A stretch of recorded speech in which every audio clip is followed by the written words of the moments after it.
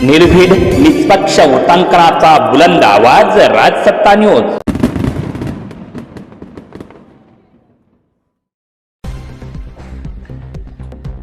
घरगाव पोलिसांची मोठी कारवाई, शेतीपंपाची चोरी करणारी टोळी गजाआड, अनेक गुन्हे उघड होण्याची शक्यता। घरगाव पोलीस ठाण्याच्या हद्दीत गेल्या काही दिवसांपासून शेतकऱ्यांच्या चिंतेत भर घालणाऱ्या विद्युत पंप चोरट्यांचा पोलिसांनी छडा लावलाय।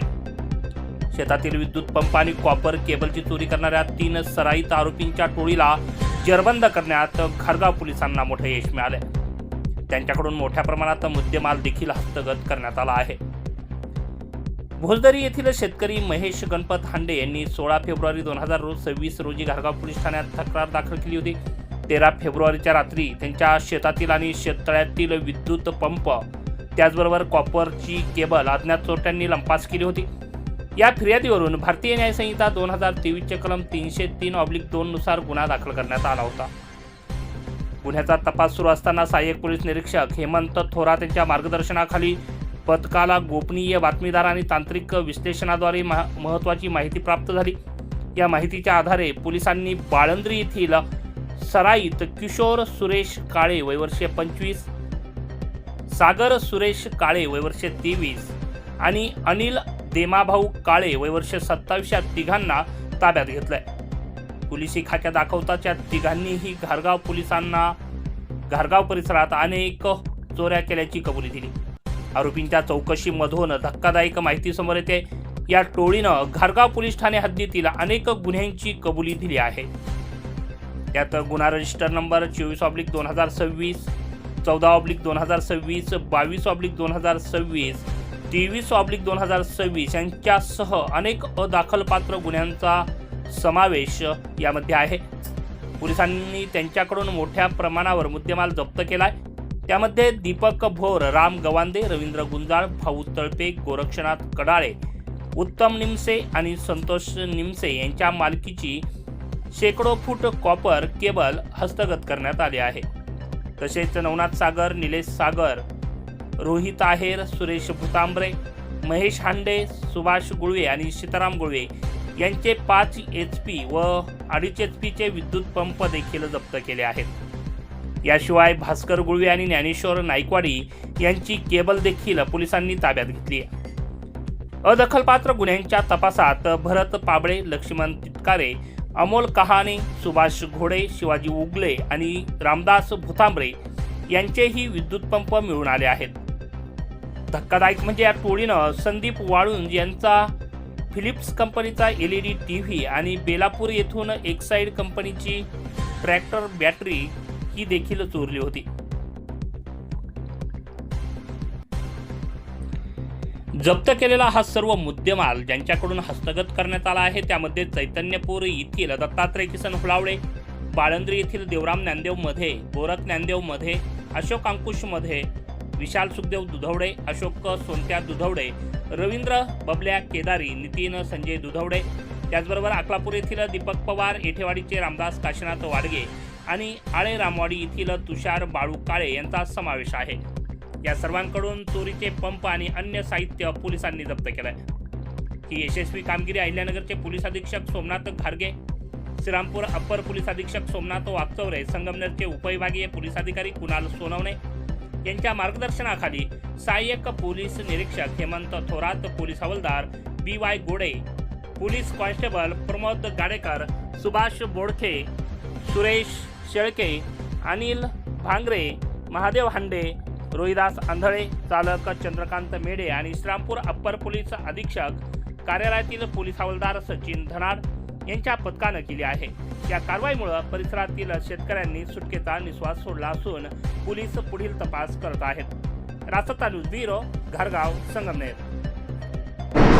पोलीस ठाणे घरगाव हद्दीमध्ये शेतकऱ्यांच्या शेततळ्यावरील विद्युत पंप आणि मोटारी तसेच केबल वायर याचं चोरीचं प्रमाण खूप वाढलेलं होतं। सर्व स्तरामधून तक्रारी येत होत्या आणि पोलीस ठाणे घारगाव येथील आमचा सर्व स्टाफ यांनी खूप प्रयत्नांती 3 चोरांची टोळी पकडलेली आहे। त्या टोळीकडून आम्हाला जवळजवळ आमच्या घारगाव पोलीस स्टेशन हद्दीमध्ये दाखल असलेले 5 गुन्हे तसेच 8 NC त्या व्यतिरिक्त अकोला हद्दीमधल्या एका गुन्ह्यातला मुद्देमाल असा एकूण जवळजवळ 13-14 गुन्ह्यातला मुद्देमाल आम्हाला रिकवर झालेला आहे. आणि विशेषतः यातील जे शेतकरी आहेत, शेतकऱ्यांच्या 100% गुन्ह्यातली रिकव्हरी झालेली आहे. यातील सर्व शेतकऱ्यांना मी आवाहन करतो आपल्या माध्यमातून की आपण चोरीचा जो मुद्देमाल आहे, आरोपी किती जरी सांगत असला की हे माझी वस्तू आहे किंवा माझ्याकडची आहे, जुनी आहे, वापरती आहे, आणि तो विकण्याचा प्रयत्न करत असताना कुठल्याही शेतकऱ्याने पूर्ण खात्री करावी आणि मग खरेदी करावी. असा चोरीचा मुद्देमाल जर आपण खरेदी कोणी केला नाही तर ह्या आपल्या शेतकरी शेतबांधवांच्या चोऱ्या यापुढे होणार नाहीत. तसेच मी जे भंगार विक्रेते आहेत आजूबाजूचे घारगाव पोलीस स्टेशन हद्दीचे आणि आजूबाजूच्या आमच्या बाजूच्या लगतच्या पोलीस स्टेशन हद्दीमधील सर्वांना नम्र आवाहन करतो की आपण कोणत्याही व्यक्तीकडून केबल जाळलेल्या अवस्थेत किंवा लाईव्ह अवस्थेत कोणत्या प्रकारच्या केबल खरेदी करू नये. अन्यथा यापुढे जर कधी आम्हाला असं काही आढळून आले, पुढे तपासामध्ये निष्पन्न झाले तर कोणाची गय केली जाणार नाही. 100% संबंधितांना त्यामध्ये आरोपी केले जाईल. आता आपण जे गुन्ह्यामध्ये 3 आरोपी अटक केलेले आहेत, या 3 आरोपींचा PCR आम्हाला 3 दिवस 23 तारखेपर्यंत आहे. आणि 23 तारखेपर्यंत आम्हाला अजूनही गुन्ह्यामध्ये रिकव्हरी होण्याची शक्यता आहे. अजून काही गुन्हे निष्पन्न होण्याची शक्यता आहे. आणि घारगाव पोलीस ठाण्याची कामगिरी यापुढे अशीच दमदार चालू राहील. धन्यवाद. आरोपींवर काही याच्या अगोदर गुन्हे दाखल आहेत का? जे आरोपी यामधील जो आरोपी एक आहे किशोर सुरेश काळे, याच्यावरती जुन्नर पोलीस ठाण्यामध्ये एक मोटार चोरीचा गुन्हा दाखल आहे. इतर आरोपीवरती कोणताही गुन्हा दाखल नाही. यांच्या टीमची मोडच अशी आहे की हे दिवसा पाहणी करतात आणि दिवसा पाहणी केल्यानंतर शेततळ्यावर वड्याच्या बाजूनी ज्या विहिरी आहेत या विहिरींना ते रात्रीचं टार्गेट करतात. तरी शेतकऱ्यांना माझं असं आव्हान राहील की आपल्या शेतामध्ये अनोळखी कोणी जर दिसत असेल तर त्याला आपण हटकलं तर तो डेअरिंग अशा प्रकारची करणार नाही, किंवा अशा प्रकारची कोणी फिरताना आपल्याला दिसून आले अनोळखी लोक तर ते संबंधित पोलीस स्टेशन इथे त्यांनी कॉन्टॅक्ट केला पाहिजेत आणि आज संबंधितांची माहिती दिली पाहिजे. हे 3 आरोपी आहेत का? अजून यांच्यामध्ये काही आरोपी यामध्ये सध्या तरी आम्हाला 3 आरोपी निष्पन्न झालेले आहेत. तपासामध्ये पुढे अजून आरोपी निष्पन्न झाले तर त्यांना 100% आरोपी केले जाईल. कोणाची यामध्ये गय केली जाणार नाही.